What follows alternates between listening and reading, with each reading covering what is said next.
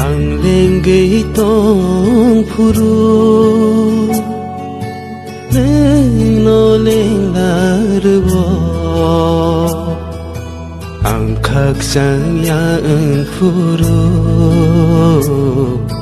Neng no kagsang rwo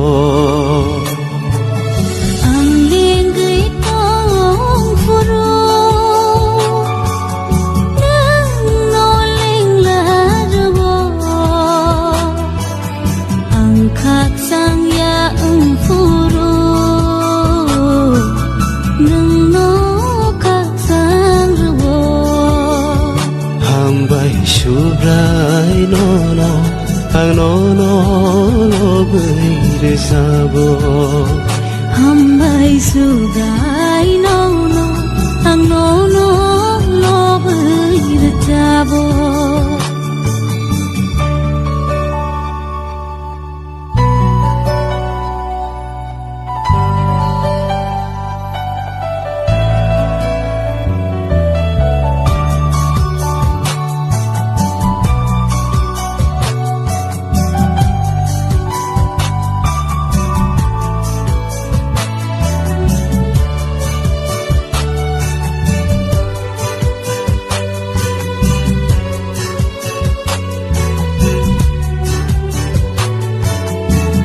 Khawai hayong tây ma tây chữ làng rong no a sương này thô kê sư nam kha cây tổ nương đê no khawai hayong tây ma tây chữ làng rong no a sương này thô kê sư nam kha cây tổ Bung hatai ro, upang wapang rong no, aseng nai toke senam kha.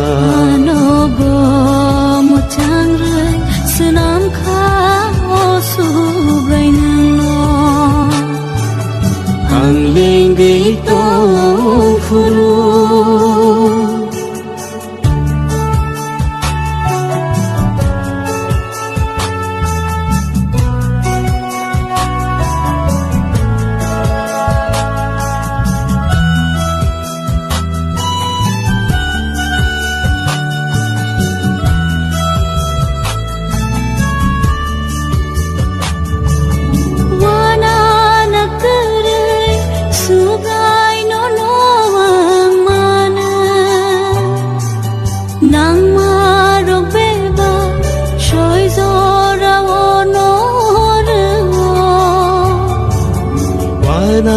Na kere subray nono anwane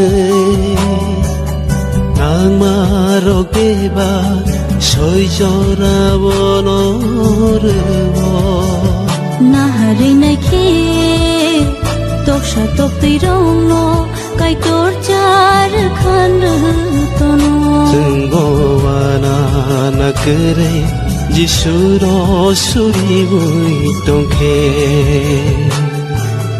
Ang lenggay tong puru Neng noleng larwo Ang kagsang yaeng puru Neng no